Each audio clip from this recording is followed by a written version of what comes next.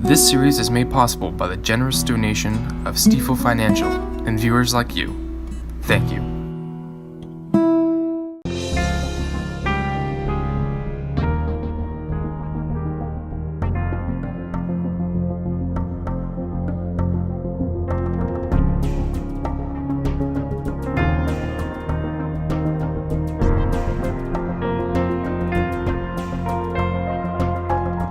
Hello and welcome to Where Do We Go From Here, a series that explores issues that matter, always locally, often regionally, nationally, and to the world at large.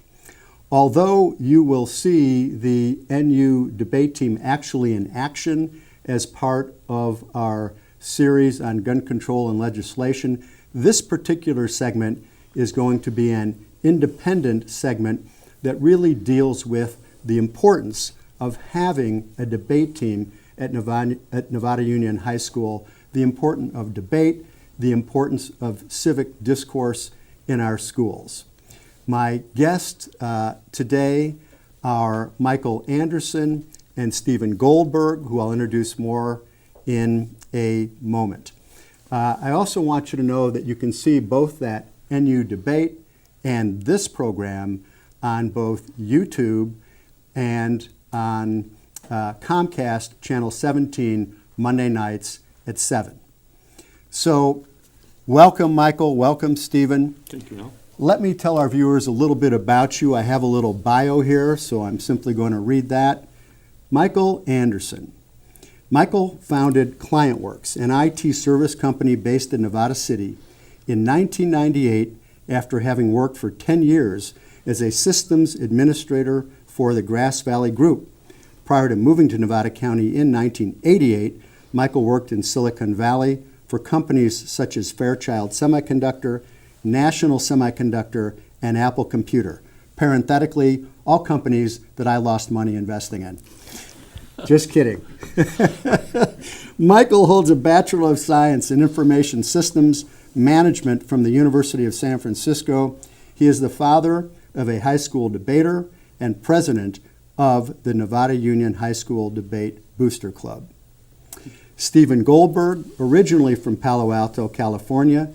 Mr. Goldberg attended the University of California, San Diego for his undergraduate studies and was an active member of UCSD's debate team. After college, he returned to Northern California to complete his JD at McGeorge School of Law, University of the Pacific. Currently working as a regional counsel for Legal Services of Northern California, Mr. Goldberg does work in all of their major practice areas: public benefits, housing, and health care.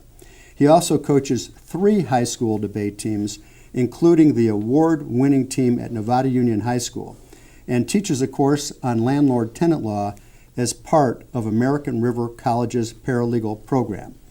In the little time he has left for other activities, Mr. Goldberg plays trombone in 2 different jazz bands. Well, amazing you have the time for one jazz band, and fabulous to have both of you here. I really want to also say that I think that my guests are truly remarkable.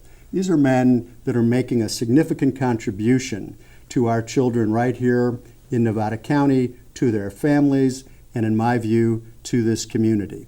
So maybe, Michael, maybe I'll start with you and simply ask, why are you doing this? What is important about having a debate team here in Nevada County? Well, I started because my son had an interest in debate back in middle school, and so when he got to NU, he became part of the NU debate program.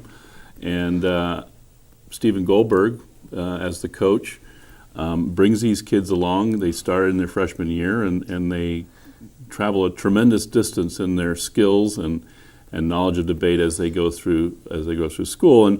And of course, the debate program requires an enormous amount of volunteer time. So I certainly was drafted to drive kids to debates in Long Beach during my son's freshman year and other places. And as you get more and more involved, then there's opportunities to help out. So 2 years ago, I became president of the Booster Club. And so that's my current involvement. Can you tell me and let people know if they want to be involved in the Booster Club? How do other parents get involved or interested people? Well, you can go to the website, nudebate.org, Okay. and there's information there. If you have a student in the Nevada City school system, I would definitely encourage you, if you're interested in the debate program, to, when your student is in middle school, to look at some of the outreach programs that we do. We have a farm program, as we call it, at all of the middle schools, or as many as we can get into. And we have our active debaters in the program going to the schools, to the middle schools, and running debate classes once a week during the springtime every year. So that's a great way to see what it's all about. And of course, you can just reach out to anybody that's on the Booster Club board, and we'd be glad to tell you all about the program. Okay, thank you. Stephen, something that's just struck me as so remarkable, you don't live here. No, I don't. I live in Sacramento, and I've been coming up here every Wednesday night. This is the end of my 19th year doing this. So maybe it's the same question. I mean, that's a lot of work, a lot of volunteer time, a lot of incentive. What's the motivation?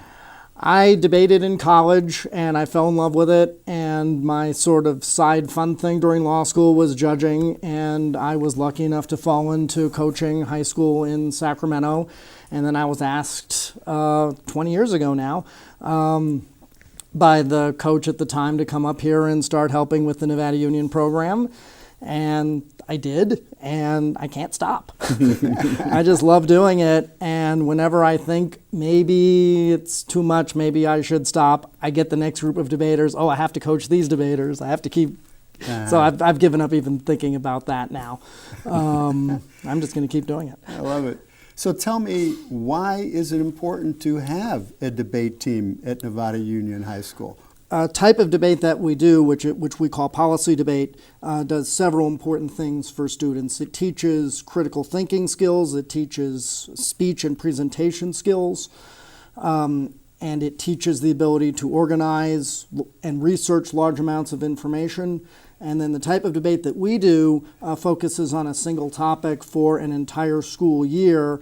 And I've heard people say, and I think it's about right, that the amount of research and work that you do on a high school debate topic for a year is about the equivalent of a graduate level seminar in that subject. And so it is just a complete education in a number of different areas that aren't always covered by the traditional school system that we think really sets up students very well to go forward. Fabulous. Michael, do you want to add anything to that, why you feel it's important to have this program in the school? Yeah, absolutely.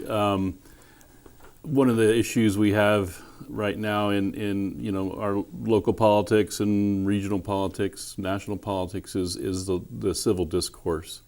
And what we see with debate is that it does provide students an opportunity to look at all sides of issues and understand topics in a very deep way. And it gives them an appreciation for all these various viewpoints. And that's extremely important in our daily lives so that we don't become polarized. And one thing I would also like to say about this particular program, it's not very rare, but it's rare that at a rural high school that we have a debate program like this. Many of the schools that we compete with are prep schools and private schools, parochial schools throughout the country. And they have a lot of money, and they have very robust programs. And ours, we call ourselves the Scrappy NU debate team, and we are. We don't have all of those resources, but we do tremendous things with what we have. And it's pretty much because of Mr. Goldberg here. Yeah, because we have Stephen coming up We have Wednesday Stephen night coming for up 19 years. And he is nationally known for his skills and what he's been doing, and he actually runs a number of debates through various leagues, and he's very well known throughout the debate community nationally. Can I ask you, have you seen really specific benefits to the kids that participate.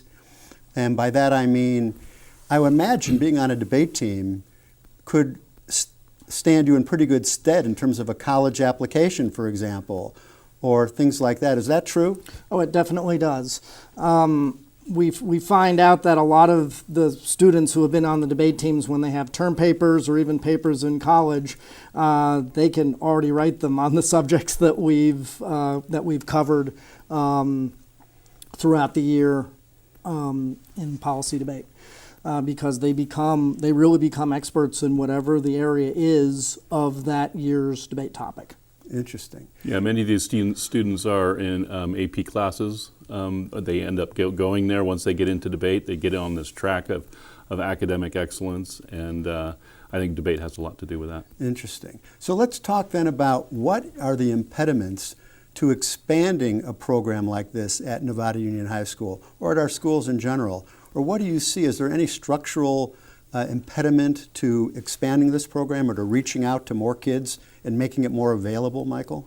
Yeah, well, I have to say that the current administration, the principal and the Joint Union High School District are very supportive, and they give us as much resources as they can really afford. It's, as we've had these reductions in students, it's really tough to keep programs like debate around, and they work very hard.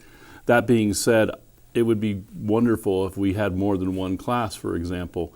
We have a class that teaches debate. It's at the end of the day, and because of its placement in the school day, kids that are in band or in dance and other things can't take that class. It's an elective. So if we had another class, maybe speech, something that wasn't as perhaps esoteric as policy debate, that would give more kids an opportunity to participate in the program.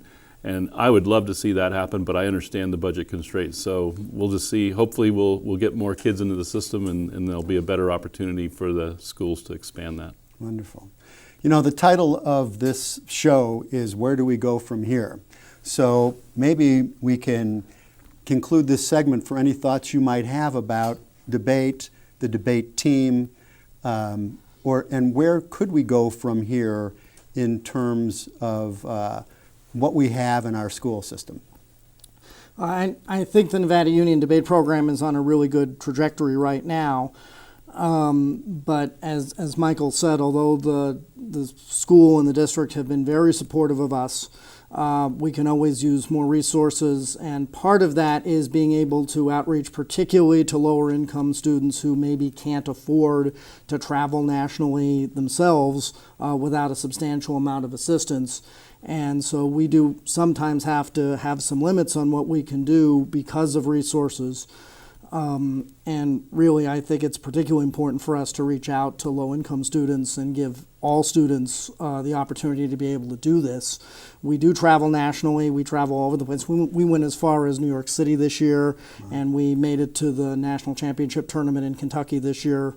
And we really, as much as possible, want to have those opportunities for as many students as we possibly can without economics or income being any sort of a barrier. And the interesting thing about that is, if they have that opportunity, it can create so many more opportunities for them because they've now had that experience as being part of a debate team, which, as we talked about, certainly can make an application for college look more and more promising. Absolutely, Yeah. and just to make a pitch for the Booster Club, that's exactly why we have a Booster Club, is so that we have monies available for lower income students. Everything's confidential that we do when we fund the tournament travel costs and the hotels and all that. So there's no stigma that your folks can't put money out. That's all kept to the schedule of how we do the actual tournament. That's not part of what we have the students participate in. We just want them to debate, and we tell them, you don't worry about the expenses, we'll take care of that. You just come to the tournament and prepare and be ready. That's fabulous. Well, look, thank you both. And maybe we can also even use some of that booster money to clone Stephen. Who knows? Who knows? That That'd would be great. wonderful, too. Well, thank you both so much for being here. This is actually a special episode that's going to present a debate by members of the Nevada Union Debate Team. Their resolution is as follows: should the United States government implement universal background checks on firearm purchases? I also want you to know that this particular debate was actually scheduled many weeks ago, and we are mindful that as we're filming yesterday, there was a mass shooting at a high school in Santa Fe, Texas. So please, forgive us if our timing seems a little insensitive to those of you that may still be grieving from that tragedy. And surely the timing of this discussion couldn't be more timely in some ways. That shooting was the 16th mass shooting at a school this year. And so with no further ado, I'd like you to enjoy and learn from the debate put on by members of the Nevada Union Debate Team. Hello, my name is Sierra and I'm with the Nevada Union Debate Team. I'm here with 3 of my teammates, Nino, Brendan, and Evelyn. Today we are going to do a mini debate to display what we do in competition. This is not actually what a regular policy debate round looks like. It's shortened for your viewing pleasure. Thank you.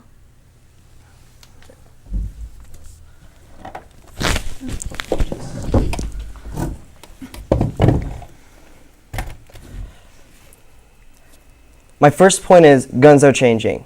This is no longer the 1770s. No longer the days where muskets where it took a minute to reload a weapon. The modernization of guns has allowed us to reload faster, have more ammunition, and fire at a rate that can injure and kill people in a matter of seconds before anyone could understand what's happening. Bump stocks have allowed legal guns to turn into weapons of mass destruction, semi to full automatics. These add-ons and advances have accumulated in a climate that guns can no longer be self-regulated without having American schools and our citizens pay the price. Our Constitution should reflect the growing change in guns. The Founding Fathers made the Constitution to be flexible with the time and tech. Now more than ever, there needs to be a change. I seriously doubted the Founding Fathers would have imagined how guns would come out when they were writing it, and the damage and the political turmoil that would come from it. Plus, everyone is focusing on the right to bear arms, but they forget that the Constitution says a well-regulated militia, which gives us the right to regulate them. To protect the citizens does not lead to slippery slope arguments. You still have your guns. 2, my second point is guns violence needs to be addressed. Mass shootings have increased in the past few years and don't look to be stopping. We hear another mass shooting at our schools, at our concerts, seemingly every public space. Domestic violence contributes to a large portion of these gun violence. And a large portion of these offenses are people who had signs of violence towards spouse or signs of infatuation with violence and were able to go under the radar without having to get a background check or even register.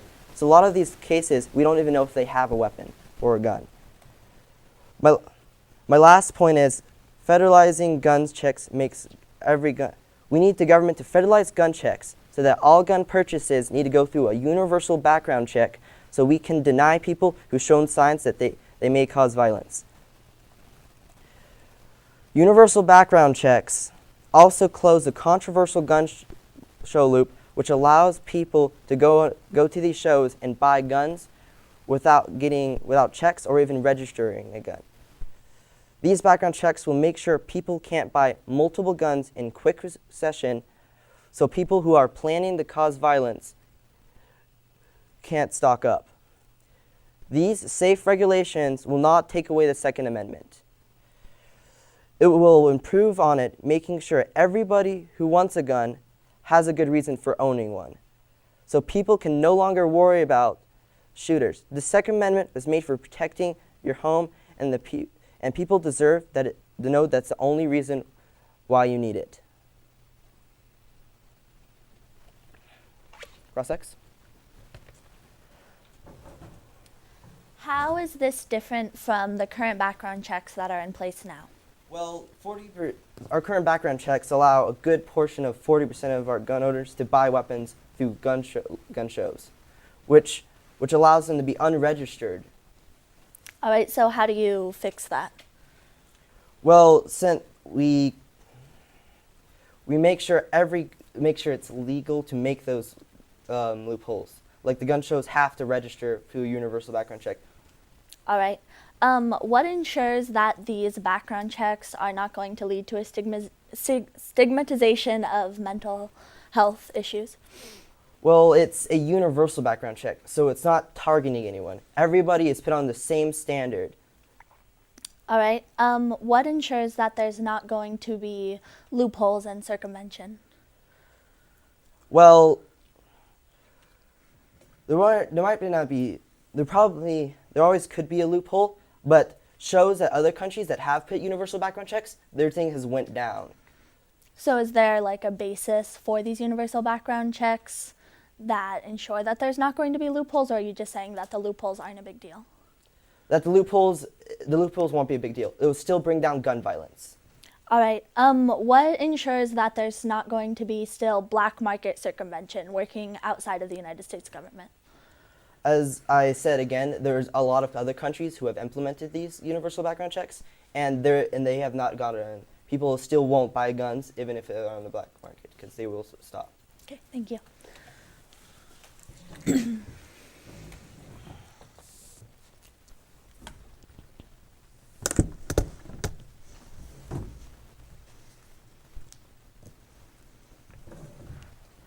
We deserve this right under our Constitution, and we have the right to protection and safety through owning guns. Our rights should not change. Saying that they should is a slippery slope, relying on constitutional interpretations. He also says that a well-regulated militia isn't assault rifles, but there is no such thing as an assault rifle. There's only semi-automatic rifles, and they are extremely hard to regulate. That means that the federal government wouldn't be able to really regulate something like that through background checks. They also say that a well-regulated militia means that they can pass gun control, but the militia was meant to stop an overreaching government that this would create. Also, we should adhere to Supreme Court standards like Heller versus D.C., where they decided that the right to bear arms was held over a well-regulated militia. Also, there's a lot of black market circumvention, which would make it to where people can get guns with no background check or anyone having any interest in the type of person that they may sell these guns to. This is not going to solve the problem, and we can't just take away our amendments and our rights. My opponent also brings up a good point in talking about the violence that has stemmed from guns, but background checks won't solve this. Many countries have strict background checks, and they didn't see any decrease in violence. For example, in D.C., they posed very strict gun control measures, and in fact, they saw a rise in gun violence. When they got rid of this after Heller v. D.C., they saw a decrease in gun violence afterwards. The universal background system that was proposed by the NCIS would not only fail to fix the major flaws in the system, but will also introduce new ones. Some major problems include military failing to follow policies to ensure a conviction is reported, and 95% of these come up as false positives. The system also does a poor job of accounting for people who have had their rights taken away and restored, especially over things like traffic tickets. Something small like that can limit you from getting a gun. Also, this kind of thing can allow for stigmatization of mental health. For example, when the SSA issued the NCIS Improvement Amendments of 2007, it required federal agencies to provide certain individual records to the Attorney General for exclusion, and the NCIS prohibited people with mental disabilities who receive Social Security benefits and have selected representative to manage their finances from purchasing firearms.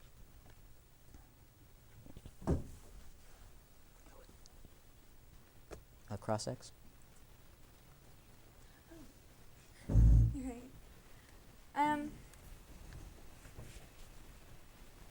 Okay, so obviously gun violence is a problem, Do you think that there's a better solution than universal background checks? That's not what we're here to debate about. We're here debating about whether or not background checks or universal background checks is something that we should impose.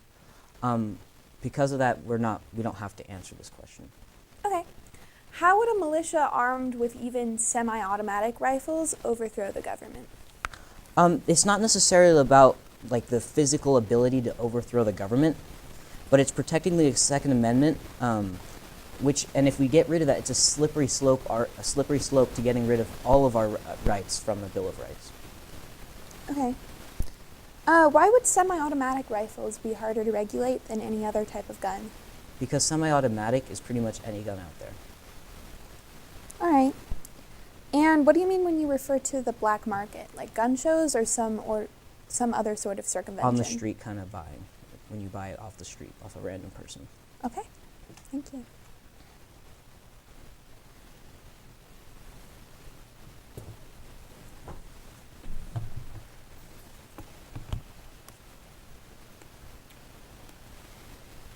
Okay. I'd like to start by restating our 3 points. Guns have changed, and the Constitution should reflect our new and modern age. The Founding Fathers didn't predict that the average citizen could own an assault rifle capable of killing tens and even hundreds. This is shown in school shootings, which weren't around when the Constitution was made.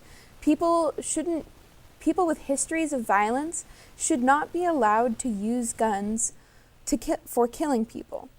What universal background checks doesn't do is take away the rights of the average citizen.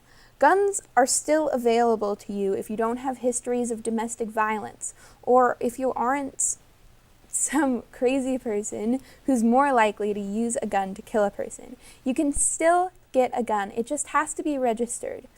And you don't need an automatic rifle to go hunting. They brought up a really good point, that false positives prevent these normal people from getting guns. But by universalizing the background check system, it would make it more common, more accurate, and more consistent. Also, semi-automatic rifles isn't every gun. We're not preventing people from getting handguns, but we are preventing people from getting these very dangerous weapons that the normal person wouldn't have to use. Having this idea for a well-regulated militia is no longer reasonable in our day and age. Citizens with semi-automatic rifles isn't going to be able to overthrow a government with nuclear weapons. So we should regulate this so that they can't kill other people. We're not taking away your rights. We're preventing you from taking lives.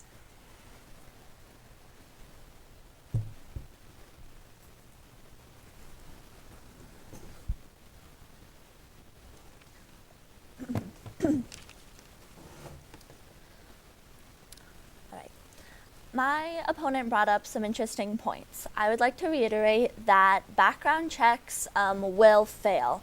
There is a high percentage of false positives that will allow people who maybe have had domestic violence incidents or other conditions that they're trying to prevent, still allowing them to purchase weapons and like dangerous guns like they are talking about. The second thing for this is that because of black market circumvention, being able to sell weapons on the black market means that these background checks are not actually going to prevent the sale of dangerous weapons. The black market for guns will definitely proliferate, especially with stricter control.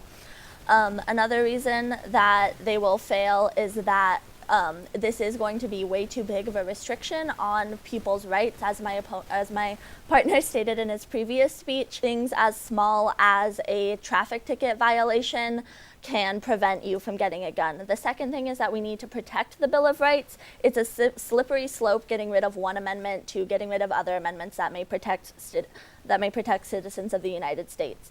And the third reason is that background checks are going to fail is that they stigmatize mental health.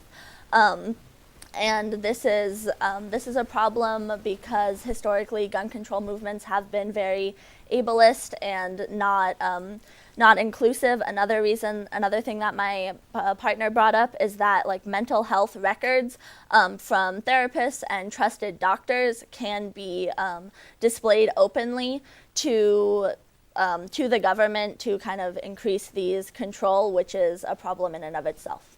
Thank you for watching Nevada Union debate on this issue about whether or not the United States should implement universal background checks.